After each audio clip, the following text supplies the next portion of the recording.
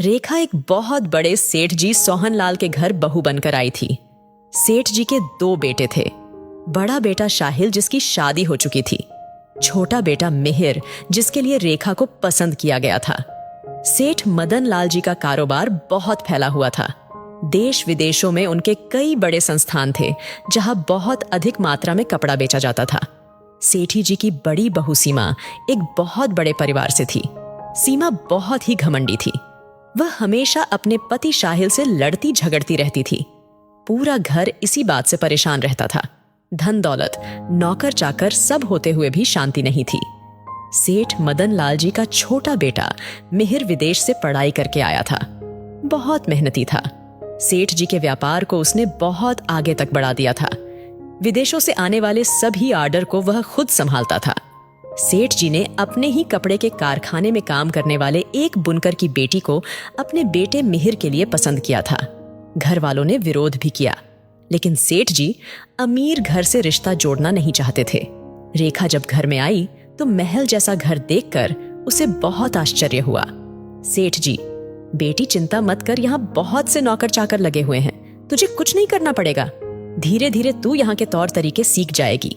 रेखा, जी पिताजी। सीमा जानती थी कि रेखा गरीब घर से है, इसलिए वह उसे दबा कर रखना चाहती थी। कुछ दिन बाद रेखा के पिता और उसका छोटा भाई रजत, जो केवल 8 साल का था, रेखा को विदा कराने आए। सेठ जी ने दोनों बाप बेटों का बहुत अधिक आदर सत्कार किया। अपनी बेटी को देखकर उसके पिता की आंखों से आंसू बहने लगे। पिता, बेटी, तुझे इतना सुख मिलेगा ये तो मैंने सपने में भी नहीं सोचा था। रेखा अपने पिता और भाई से मिलकर बहुत खुश हुई।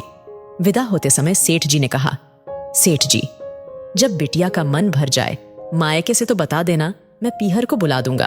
और हाँ, साथ में अपने बेटे को भी भेज देना, अपनी बहन के साथ कुछ दिन रह लेगा। पिता, सेठ जी, दामाद जी के लायक हमारा घर नहीं है, मैं इसे खुद ही छोड़ जाऊंगा। सेठ जी, नहीं, जो रीति रिवाज है सो है, वो ही जाएगा आपके घर। जैसा भी है वह उसका ससुराल है। हाँ, इसके भाई को साथ जरूर भेज देना। हमारे घर में कोई बच्चा नहीं है, हमारा भी मन लगा रहेगा। उसके बाद सेठ जी अपनी गाड़ी से तीनों को भेज देते हैं। घर आकर रेखा सारी बात बताती है। उसकी बातें सुनकर रेखा की माँ रोने लगती है। माँ, बेटी, हमारी औकात नहीं थी तेरे लिए ऐसा घर ढूंढने की, ये तो सेठ जी की मेहरबानी है। हमेशा सबकी सेवा करती रहना। कुछ दिन बाद रेखा को लेने मिहिर आता है। वह अपने साथ रजत को भी ले जाते हैं। रेखा और रजत का स्वागत होता है।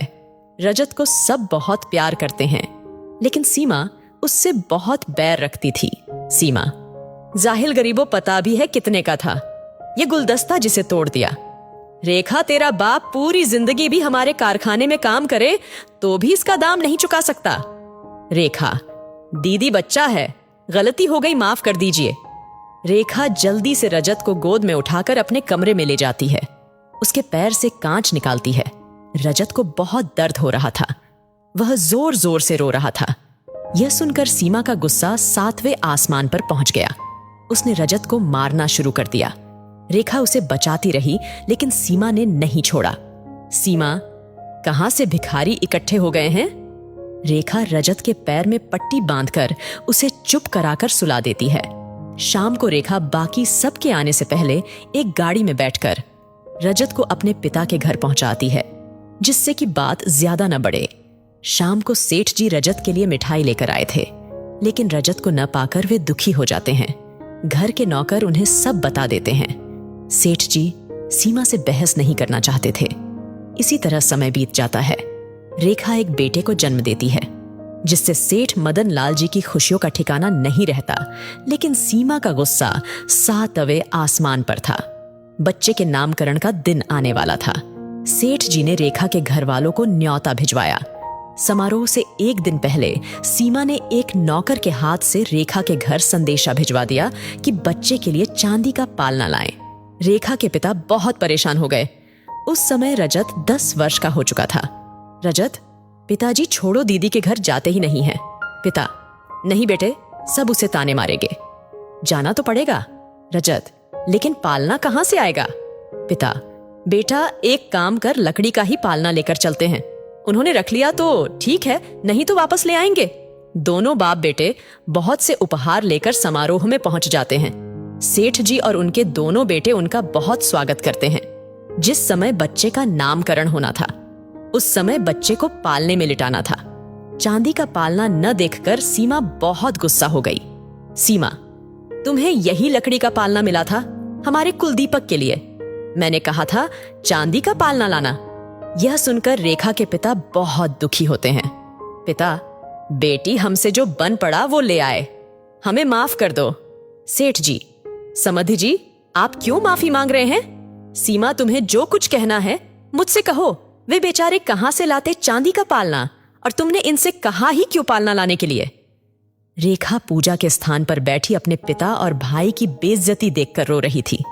सीमा, वह पिताजी जो रिवाज है वो तो करनी ही पड़ेगी।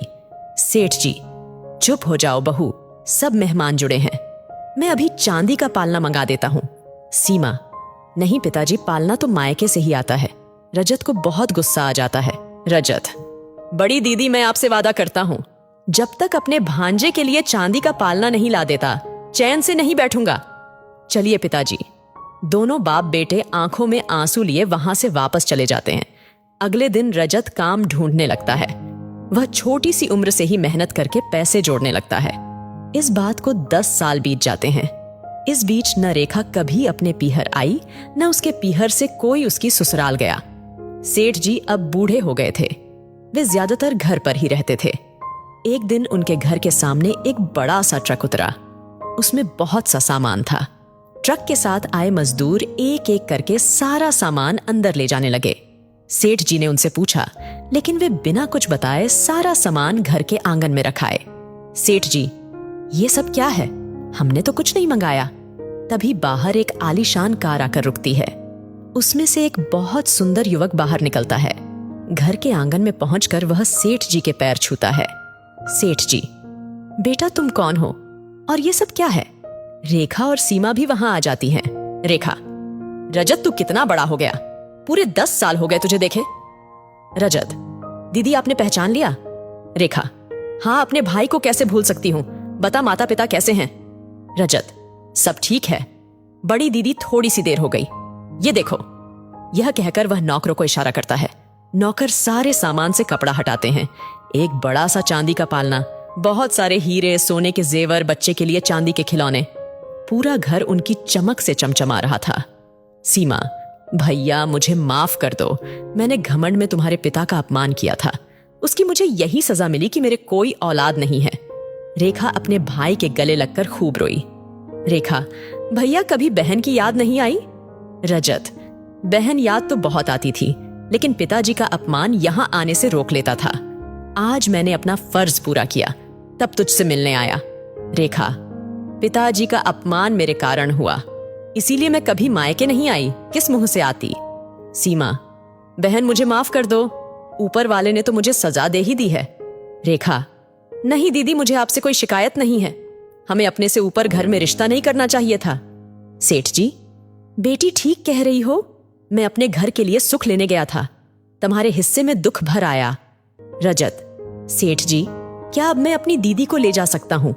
इस चांदी के पालने ने रोक रखा था आने को। सेठ जी, बेटा हमें शर्मिंदा मत करो, अपनी दीदी को ले जाओ, जब तक चाहे वहां रखना, और अपने पिता से मेरी ओर से हाथ जोड़कर माफी मांग लेना। रेखा अपने 10 साल के बेटे को लेकर अपने भाई की गाड़ी में बैठकर अपने पीहर की ओर चल दी।